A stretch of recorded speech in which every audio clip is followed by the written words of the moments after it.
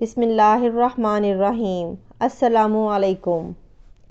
قرب قیامت کی ایک نمایاں نشانی یاجوج ماجوج ہیں۔ یہ ایک ایسی قوم ہے جو اللہ تعالیٰ کی سخت نافرمان اور آبادی میں بہت زیادہ ہے۔ آج کی ویڈیو میں ہم آپ کو بتائیں گے کہ یاجوج ماجوج کون ہیں، انہیں کیوں قید کیا گیا ہے، ان کا ظہور کب ہوگا اور یہ کس جگہ سے نکلیں گے اور کون سی جھیل کا سارا پانی پی جائیں گے۔ تو ویڈیو کو آخر تک ضرور دیکھیے گا۔ یاجوج ماجوج حضرت نوح کے تیسرے بیٹے یافس کی اولاد میں سے ہیں۔ یہ انسانی نسل کے دو بڑے وحشی قبیلے گزر چکے ہیں جو اپنے ارد گرد رہنے والوں پر بہت ظلم اور زیادتیاں کرتے اور انسان بستیاں تک تاراج کر دیتے تھے۔ قرآن مجید توریت کے مطالب اور تاریخی شواہد سے معلوم ہوتا ہے کہ یہ لوگ شمال مشرقی ایشیا میں زندگی بسر کرتے تھے اور اپنے وحشیانہ حملوں کے نتیجے میں ایشیا کے جنوبی اور مغربی علاقوں میں مصیبت برپا کرتے تھے۔ بعض تاریخ دانوں نے ان کے رہائشی علاقے کو ماسکو کے آس پاس بتایا ہے اور بعض تاریخ دانوں کا خیال ہے کہ یاجوج ماجوج کی شہر تبت اور چین سے بحر منجمد شمالی تک اور مغرب میں ترکستان تک پھیلے ہوئے تھے۔ حضرت ذوالقرنین کے زمانے میں یاجوج ماجوج کے حملے وبائے جان بن گئے تھے۔ ان کی روک تھام کے لیے ذوالقرنین نے پہاڑوں کے مابین اونچی اور مضبوط دیوار تعمیر فرمائی۔ ذوالقرنین اور سد ذوالقرنین کا ذکر قرآن مجید کی سورۃ کاف میں موجود ہے۔ جس ذوالقرنین کا قرآن مجید میں ذکر ہے، تاریخی لحاظ سے وہ کون شخص ہے، اس سلسلے میں مفسرین کے درمیان اختلافات ہیں۔ تاریخی کتابوں کے مطالعے کے بعد لوگوں کے ذوالقرنین کی شخصیت اور سد ذوالقرنین سے متعلق اندازے لگائے گئے ہیں۔ بہت سے قدیم علماء اور مفکر سکندر اعظم کو ہی ذوالقرنین مانتے ہیں، مگر بعض اس کا انکار کر کے یہ دلیل پیش کرتے ہیں کہ ذوالقرنین دراصل حضرت سلیمان علیہ السلام کا خطاب تھا۔ جدید زمانے کے کچھ مفسر اور مفکر ذوالقرنین کو قدیم ایرانی بادشاہ سدائس اعظم کا دوسرا نام بھی قرار دیتے ہیں اور یہ نسبت زیادہ قریب قیاس ہے، مگر بہرحال ابھی تک یقین کے ساتھ کسی شخص کو اس کا مستحق نہیں ٹھہرایا جا سکتا۔ ذوالقرنین کی بابت قرآن نے صراحت کی ہے کہ وہ ایک ایسا حکمران تھا جس کو اللہ تعالیٰ نے اسباب اور وسائل کی فراوانی سے نوازا تھا۔ وہ مشرقی اور مغربی ممالک کو فتح کرتا ہوا ایسے پہاڑی درے پر پہنچا جس کی دوسری طرف یاجوج ماجوج تھے۔ قرآن کریم کی سورۃ کاف میں بحوالہ یاجوج ماجوج ذوالقرنین کے حالات بیان کرتے ہوئے فرمایا گیا ہے کہ جب وہ اپنی شمالی مہم کے دوران 100 دیواروں یعنی پہاڑوں کے درمیان پہنچا تو وہاں سے اسے ایک ایسی قوم ملی جس کی زبان ناقابل فہم تھی۔ تاہم جب ترجمان کے ذریعے گفتگو ہوئی تو انہوں نے عرض کیا کہ یاجوج ماجوج اس سرزمین پر فساد پھیلاتے ہیں، لہٰذا آپ ہمارے اور ان کے درمیان ایک دیوار تعمیر کر دیں۔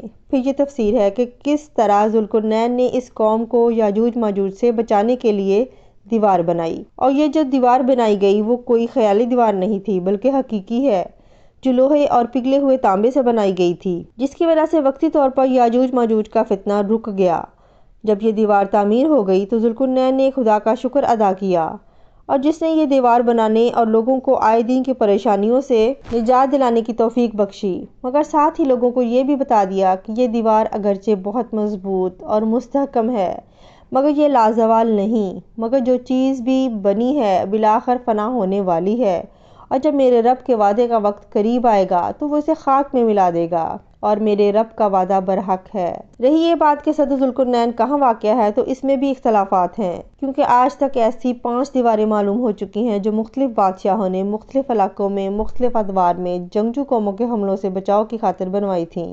ان میں سب سے زیادہ مشہور دیوار چین ہے، جس کی لمبائی کا اندازہ 1200 میل سے لے کر 1500 میل تک لگایا گیا ہے اور یہ اب تک موجود ہے، لیکن واضح رہے کہ دیوار چین لوہے یا تانبے سے بنی ہوئی نہیں ہے اور نہ ہی وہ کسی چھوٹے کوہستانی درے میں ہے، بلکہ وہ ایک عام مسالے سے بنی ہوئی دیوار ہے۔ بعض کا اصرار ہے کہ یہ وہی دیوار جو یمن میں ہے۔ یہ ٹھیک ہے کہ دیوار عمارت ایک کوہستانی درے میں بنائی گئی ہے، مگر وہ سیلاب کو روکنے کے لیے اور پانی کو ذخیرہ کرنے کے مقصد سے بنائی گئی ہے۔ ویسے بھی وہ لوہے اور تانبے سے بنی ہوئی نہیں ہے، کہ علماء اور محققین کی گواہی کے مطابق سرزمین کفکاس میں دریائے خضر اور دریائے سیاہ کے درمیان پہاڑوں کا ایک سلسلہ ہے کہ جو دیوار کی طرح شمال اور جنوب کو ایک دوسرے سے الگ کرتا ہے۔ اس میں ایک دیوار کی طرح کا درہ بھی موجود ہے جو مشہور درہ داریال ہے۔ اب یہاں ایک قدیم تاریخی لوہے کی دیوار نظر آتی ہے۔ اسی بنا پر بہت سے لوگوں کا نظریہ ہے کہ دیوار ذوالقرنین یہی ہے، اگرچہ صدر ذوالقرنین بہت مضبوط بنائی گئی ہے جس کے اوپر چڑھ کر یا اس میں سوراخ کر کے یاجوج ماجوج کا ادھر آنا ممکن نہیں، لیکن جب اللہ کا وعدہ پورا ہوگا تو وہ اسے ریزہ ریزہ کر کے زمین کے برابر کر دے گا۔ اس وعدے سے مراد قیامت کے قریب یاجوج ماجوج کا ظہور ہے۔ صحیح بخاری کی ایک حدیث میں حضور اکرم صلی اللہ علیہ وسلم نے اس دیوار میں تھوڑے سے سوراخ کو فتنے کے قریب ہونے سے تعبیر فرمایا۔ ایک اور حدیث میں آتا ہے کہ یاجوج ماجوج اس دیوار کو گرانے کی کوشش کرتے ہیں لیکن ناکام ہو جاتے ہیں۔ جب اللہ کی رضا ہوگی تو دیوار کی کھدائی کرنے والوں میں سے ایک کہے گا کہ کل ہم انشاءاللہ اسے توڑ دیں گے، تو انشاءاللہ کہنے سے اگلے روز یہ دیوار ٹوٹ جائے گی۔ اللہ تعالیٰ نے سورۃ انبیاء کی آیت 96 میں اسے آخری نشانیوں میں سے قرار فرمایا ہے۔ ارشاد باری تعالیٰ ہے، یہاں تک کہ جب یاجوج ماجوج کھول دیے جائیں گے اور وہ ہر بلندی سے دوڑتے ہوئے نکل پڑیں گے۔ یاجوج ماجوج زمین پر پھیل جائیں گے، جہاں سے گزریں گے تباہی پھیلائیں گے، مخلوق خدا کو اپنے شر اور فساد کا نشانہ بنائیں گے۔ ان کا ایک گروہ جب بھاگتا ہوا جھیل تبریہ سے گزرے گا تو صحیح مسلم کے مطابق سارا پانی پی جائیں گے۔ جب آخری گروہ وہاں پہنچے گا تو وہ کہے گا کبھی یہاں پانی ہوا کرتا تھا۔ بحر تبریہ اسرائیل میں تازہ پانی کی سب سے بڑی جھیل ہے۔ اس کا ذکر تورات اور انجیل میں بھی آیا ہے۔ حضرت عیسیٰ نے زندگی کا بڑا حصہ اسی جھیل کے ساحل پر گزارا۔ یہاں سے قتل و غارت کرتے ہوئے یاجوج ماجوج بیت المقدس تک پہنچیں گے اور اعلان کریں گے کہ زمین پر اب ہمارا قبضہ ہو چکا ہے، اب ہم آسمانوں پر بھی قبضہ کریں گے اور یہ آسمان کی طرف تیر پھینکیں گے جو خون آلود واپس آئیں گے، کوئی ان کا مقابلہ نہ کر پائے گا۔ روایات میں آتا ہے کہ یاجوج ماجوج کی جانب سے آسمان کی جانب پھینکے گئے تیروں پر رب کائنات کی قدرت سے خون آنے لگے گا اور وہ یہ سمجھیں گے کہ انہوں نے آسمان کو بھی فتح کر لیا ہے۔ زمین میں فساد پھیلائیں گے، یعنی انسانوں کو کھانے سے بھی گریز نہیں کریں گے۔ تو اللہ تعالیٰ کی طرف سے حضرت عیسیٰ علیہ السلام کو حکم ہوگا کہ وہ مسلمانوں کو کوہ طور کی جانب جمع کریں، کیونکہ یاجوج ماجوج کا مقابلہ کسی کے بس میں نہ ہوگا۔ حضرت عیسیٰ علیہ السلام اور ان کے ساتھی اس وقت ایک ایسی جگہ پر کھڑے ہوں گے جہاں غذا کی سخت قلت ہوگی۔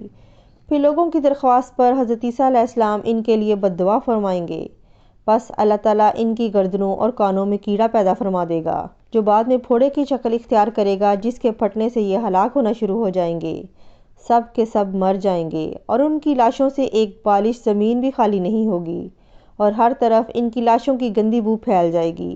پھر عیسیٰ ابن مریم دعا کریں گے تو اللہ جل شانہ اونٹ کی گردن کے برابر پرندے بھیجیں گے جو ان کی لاشوں کو اٹھا کر نہ جانے کہاں پھینک دیں گے۔ پھر ایک بارش ہوگی جس سے پوری زمین صاف شفاف ہو جائے گی اور ہر طرف ہریالی اور خوشحالی ہوگی۔ صحیح مسلم میں حدیث ہے کہ یاجوج ماجوج کا ظہور حضرت عیسیٰ کے نزول کے بعد ان کی موجودگی میں ہوگا۔ یاجوج ماجوج کے بارے میں مختلف روایات میں آتا ہے کہ یہ 9 حصے ہیں اور انسان اور جنات ایک حصہ آبادی ہیں۔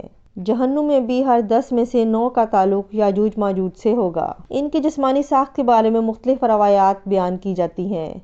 ایک روایت میں آتا ہے کہ یاجوج ماجوج کے لوگ کئی قسم کے ہیں، بعض شمشاد کی طرح لمبے، بعض طول و عرض دونوں میں 4 ہاتھ اور بعض اتنے بڑے کان رکھتے ہیں کہ ایک کو نیچے بچھاتے ہیں اور دوسرے کو اوپر اوڑھ لیتے ہیں۔ ابن کثیر کے مطابق یاجوج ماجوج انسانوں کی 2 قومیں ہیں۔ ہماری دعا ہے کہ اللہ رب العالمین ہمیں ہر طرح کے فتنے سے محفوظ رکھے، آمین یا رب العالمین۔ تو یہ تھی آج کی ہماری ویڈیو، امید ہے کہ آپ کو اچھی لگی ہوگی۔ ویڈیو اچھی لگے تو ویڈیو کو ضرور لائک کریں، چینل کو سبسکرائب کریں اور ساتھ ہی بیل آئیکن کو دبا کر نوٹیفیکیشن کو آل پر کلک کر دیں تاکہ اس طرح کی مزید ویڈیوز آپ کو بر وقت مل سکیں۔ اللہ تعالیٰ میرا اور آپ کا ہم سب کا حامی و ناصر ہو، آمین۔